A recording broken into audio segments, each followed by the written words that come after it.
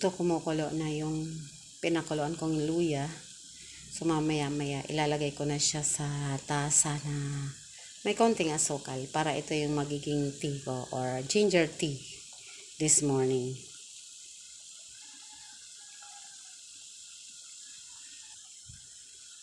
Medyo tagal-tagalan natin ng kaunti ang pagpakulo para at least makalabas yung katas dito sa pinakatubig ng ating pinakulo ang luya.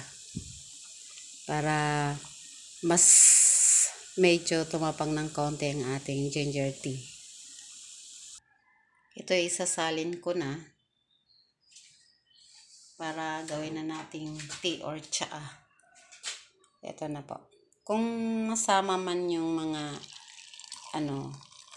ng luya, pwede namang tanggalin sa tasa. Ayan po. Ito ay mainam sa katawan, lalo sa iyong lalamunan. Instead na ibang iinumin mo, dito na tayo. Subukan natin tong ginger tea. Ito ay maraming benefits para sa ating katawan. Tatanggalin lang natin para siya. Madali lang naman siya tanggalin. Mas maganda talaga yung puro para sigurado tayo na sulit yung ating iniinom na ginger tea. Yan.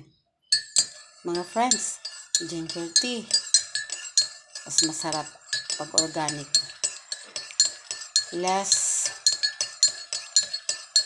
ang pag-aalala kung mayroong content na nasama na nakakasira sa ating katawan. Mas magandang subukan naman natin kung talagang puro at saka organic. Good morning!